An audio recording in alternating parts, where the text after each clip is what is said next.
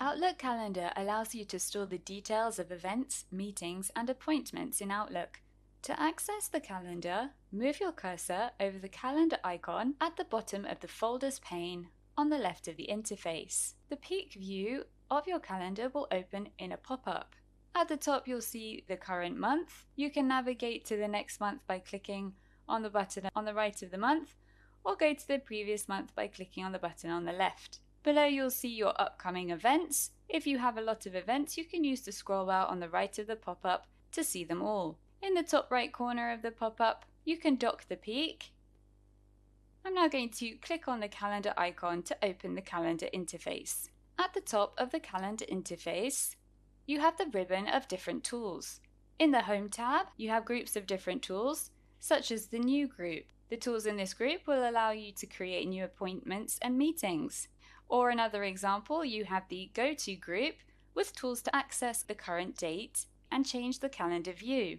If you want to access other groups of tools, you can click on another tab. For example, you have the Send Receive tab, Folder tab, View tab, and Help tab. If I click on the View tab, the ribbon of groups of tools appears below. On the left side of the calendar interface, below the ribbon, you have the folder pane. Top right of the folder pane, there is the Minimize the folder pane icon, which you can click if you want to give more room to the calendar interface. In the folder pane, there are two calendars for the current and next month. You can use these calendars to plan your meetings, and also by clicking on a date to change the calendar view if you wish. You can navigate to the next month by clicking on the arrow icon on the right of the current month name, and go to the previous month by clicking on the arrow icon on the left. Below the calendar previews, you will have your list of calendars. If you want to give more room to this list in the pane, move your cursor above the My Calendars list. When your cursor looks like a double-headed arrow, hold your click and drag your cursor upwards.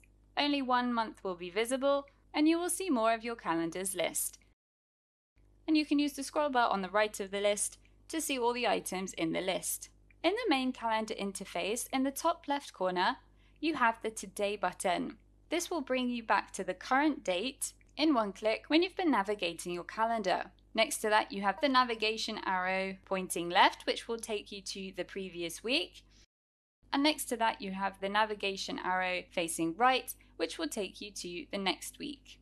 Next to that, you have the current month and dates and year. On the right of that, you may see your current location and different weather information. On the right of that, you have the drop-down menu displaying your current view. In my case, it's the work week, and if you click on that, a drop-down menu will open with the menu of calendar views. To change the view, you can click on an option from the menu. You can choose between day, work week, week, month, or schedule view. I'm going to select week, and this has changed the view of my calendar to include the weekend. Your calendar view is organized with days at the top, dates below that, and on the left side of that, you have the time indicators. In your main interface, you can use the scroll bar on the right of the calendar view or your mouse wheel to scroll down or to scroll back up. I'm now going to click on the Today button in the top left corner to go back to today's date. It's easy to identify the current date because previous days in the calendar view will be grayed out. The current date will have a blue border around it, and the day and date will be in bold. I'm now going to scroll down the calendar view. It's also easy to find the current time, as there is the time bar indicator, which is a black horizontal line.